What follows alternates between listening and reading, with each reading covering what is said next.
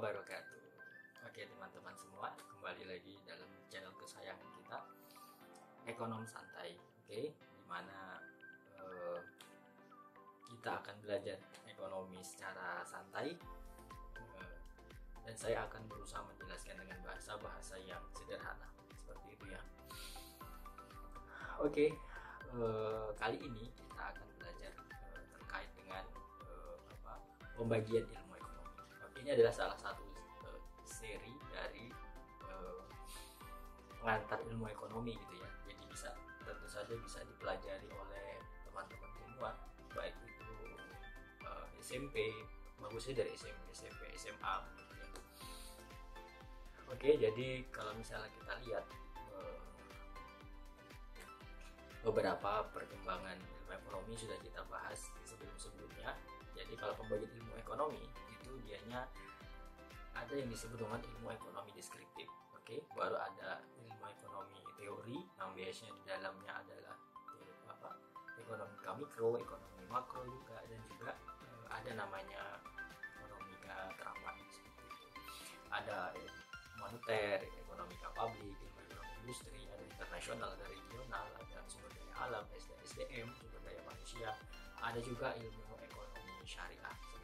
Jadi banyak sekali pembagian dari ilmu ekonomi itu sebenarnya. Jadi teman-teman semua sebelum masuk ke video ini sebenarnya harus melihat video sebelumnya. Karena apa? Karena video ini dan sebenarnya seri rangkaian pengantar ilmu ekonomi ini salah satunya adalah dari video-video sebelumnya. Jadi dia itu saling berkaitan seperti itu ya. Nah, teman-teman semua itu kita masuk saja ke materi terkait dengan pembagian ilmu ekonomi ya. Nah, jadi beberapa hal yang harus teman-teman semua kita sudah mengetahui ya, bahwasannya ilmu ekonomi itu dianya terkait dengan mempelajari tingkah laku manusia yang bertujuan untuk memperoleh dan mengolah sumber daya ekonomi seperti itu. Nah, jadi ilmu ekonomi itu sebetulnya sebagai bentuk usaha untuk menghasilkan alternatif barang dan jasa untuk memenuhi kebutuhan manusia. Ya tentu saja kebutuhan manusia itu tidak terbatas, tapi sumber daya alam kita yaitu terbatas. Nah, jadi muncullah ilmu ekonomi untuk menjembatani itu agar tidak terjadi kelangkaan, juga agar bagaimana sumber daya alam yang terbatas itu mampu dimaksimalkan seoptimal mungkin. Seperti itu ya. Nah, tentu saja ilmu ekonomi sangat penting bagi masyarakat. Nah, kalau kita lihat ilmu ekonomi itu dibagi dalam beberapa kajian sebenarnya. Nah, menurut Alfred W. Stonier dan Douglas C. Hagu, nah biasanya disebut si Douglas ini Douglas gitu, namanya teori Douglas seperti itu, terkait dengan pembagian ilmu ekonomi. Nah, itu mereka berdua itu ilmu ekonomi itu mencakup ilmu ekonomi deskriptif, terus ilmu ekonomi ekonomi teori ekonomi, dan juga yang ketiga adalah namanya ilmu ekonomi terapan. Jadi ada tiga, ada ilmu ekonomi deskriptif, ada ilmu ekonomi teori, ada ilmu ekonomi terapan seperti itu ya. Nah, ilmu ekonomi sudah dibagi dalam dua sub bidang menurut mereka ya. Jadi ada ilmu ekonomi makro dan juga ilmu ekonomi mikro seperti itu. Nah, sekarang kita masuk ke pembahasan ilmu ekonomi deskriptif. Oke. Ilmu ekonomi deskriptif itu adalah ilmu ekonomi yang menggambarkan peristiwa atau mengumpulkan fakta ekonomi terkait suatu topik tertentu ya. Jadi tanpa mengambil kesimpulan atau generalisasi. Nah, biasanya ilmu ekonomi deskriptif ini dia berguna untuk menganalisis kondisi perekonomian di suatu tempat atau wilayah. Terkait dengan gambaran deskriptif itulah gambaran gitu ya. Jadi penerapan ilmu ekonomi deskriptif itu bisa bermacam-macam seperti itu ya. Deskriptif itu artinya adalah gambaran seperti itu. Jadi kalau teman-teman pernah lihat buka data di Badan Pusat Statistik, nah itu adalah ilmu ekonomi deskriptif. Jadi terkait dengan gambaran bagaimana misalnya di situ ada bagian luas wilayah, di situ ada tentang berapa kemiskinan di Indonesia. Nah, di situ ada grafik-grafiknya, di situ ada juga bagan-bagannya, di situ juga ada angka-angkanya. Nah, itu menggambarkan suatu fenomena atau menggambarkan suatu kejadian, seperti misalnya tentang kemiskinan. Nah, tentang kemiskinan itu teman-teman bisa lihat di sana berapa kemiskinan di Indonesia tahun 2019, tahun 2020, atau misalnya bisa juga lihat di misalnya data COVID-19 itu berapa yang sudah terkonfirmasi positif, berapa yang sudah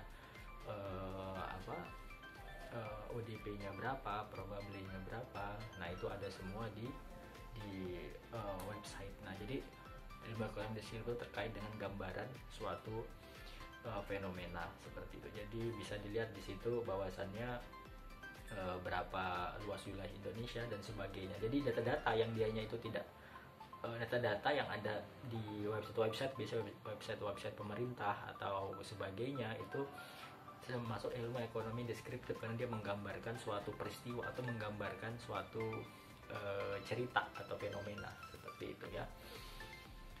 Nah, biasanya itu terkait dengan kondisi perekonomian di suatu wilayah ya. Misalnya kita wilayah Kaltim berapa, wilayah Jakarta berapa, wilayah Surabaya berapa, misalnya konfirmasi positif COVID-nya berapa, atau juga di badan statistik berapa angka kemiskinan kita seperti itu. Jadi terkait dengan biasanya terkait dengan wilayah seperti itu. Nah, bagaimana penerapan ilmu ekonomi deskriptif? Nah, biasanya dalam kehidupan sehari-hari, misalnya kita coba ya di perekonomian di Indonesia misalnya ya. Misalnya pada pertengahan 97 di Indonesia kan mengalami namanya krisis ya, krisis moneter pada saat itu ya. Kita kan lihat bagaimana nilai tukar rupiah runtuh ya kan. Nilai tukar rupiah melemah terhadap dolar, terus ada terkait inflasi, terkait kenaikan harga dalam negeri yang signifikan, terus hidup masyarakat itu akhirnya menurun, daya beli masyarakat. Jadi masyarakat itu susah, mau beli apa-apa susah, terkait dengan perekonomian tahun 97 seperti itu ya. Nah, kondisi perekonomian di Indonesia itu menunjukkan penerapan ilmu ekonomi deskriptif. Jadi suatu gambaran, suatu cerita bagaimana krisis moneter itu zaman dulu ya, bagaimana susahnya kita berbelanja, terus bagaimana kondisi perekonomian kita, nilai tukar rupiah kita. Nah, seperti itu. Jadi itu menggambarkan suatu keadaan Indonesia pada masa lampau. Juga misalnya penerapan ilmu ekonomi deskriptif, saya kasih contoh yang kedua terkait dengan industri katun di India misalnya. Nah, India itu kan salah satu pengekspor ya. Nah, ekspor itu adalah menjual barang ke luar negeri. Nah, India itu salah satu ekspor andalannya adalah katun seperti itu. Nah, kain katun itu, industri katun itu yang kain katun itu berkualitas sejak zaman dulu ya. Peringkat pertama kan itu adalah Amerika Serikat, peringkat kedua itu adalah pengekspor kain katun, itu penghasil kain katun itu India seperti itu. Nah, India itu dia juga mengekspor beberapa kain katun misalnya ke Indonesia, terus dia juga menjual ke beberapa negara Eropa, terus jual ke Pakistan, Tiongkok. Nah,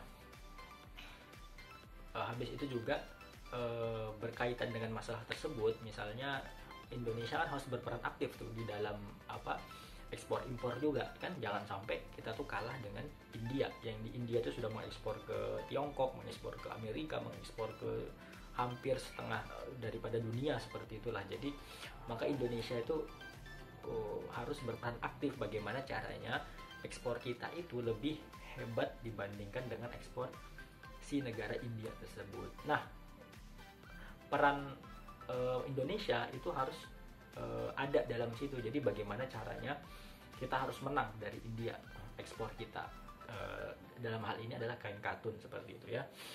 Nah, jadi gambaran terkait dengan permasalahan ini, nah itu termasuk dalam ilmu ekonomi deskriptif. Nah, jadi kita lihat ada masalahnya apa? Masalahnya itu Indonesia kalah dengan India. India sudah mengekspor ke negara A, ke negara B, ke negara C. Nah, entar Indonesia bagaimana peran aktifnya agar kita menang ekspor atau produksi kain katun seperti halnya India. Nah, jadi gambaran-gambaran seperti ini disebut dengan ilmu ekonomi deskriptif seperti itu. Jadi kita lihat tadi kan bagaimana India itu mengekspor ke negara A, mengekspor ke negara B, India mengekspor kain katunnya ke negara C. Nah, itu gambaran-gambaran.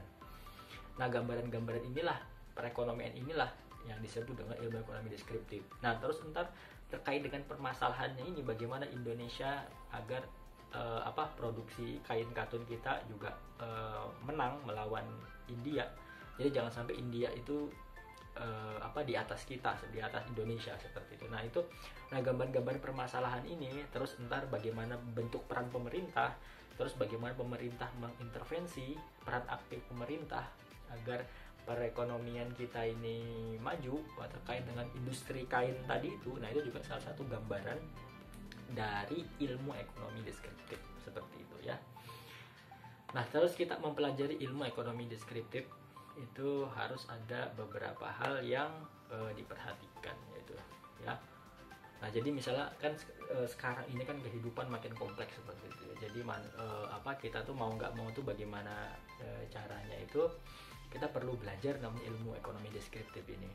Nah jadi karena dari pakar-pakar dulu ekonomi dulu kita, pakar ekonom kita sudah mendorong untuk setiap manusia itu berusaha memecahkan masalah ekonominya sendiri. Nah seperti itu. Nah alasan pentingnya kita mempelajari ilmu ekonomi deskriptif ini adalah bahwasannya karena masa-masa dulu itu filsafat itu tidak sanggup memecahkan masalah-masalah ekonomi yang berkembang, karena masalah ekonomi kan kompleks ya, tiap hari itu berubah. Kalau teman-teman baca lihat-lihat websitenya Bloomberg, bagaimana perekonomian kita berubah, bagaimana setiap hari itu kita selalu berubah perekonomian kita. Hari ini misalnya rupiah 12.000, itu besok bisa jadi 13.000, besoknya lagi bisa jadi 14.000. Jadi perekonomian itu berubah. Nah filsafat zaman-zaman dulu itu nggak bisa memecahkan masalah tersebut. Maka pentingnya kita mempelajari namanya ilmu ekonomi. Tujuannya apa? Tujuannya untuk memenuhi kehidupan hidup kita ya. Jadi masalah kompleks yang ada di Indonesia, yang ada di keseharian kita itu tidak bisa diselesaikan dengan ilmu filsafat semata. Jadi harus ada bantuan ilmu ekonomi seperti itu ya. Nah sekarang kita masuk ke yang kedua, yaitu ilmu ekonomi teori atau disebut dengan teori economics. Nah apa teori economics? Nah economics itu dia menjelaskan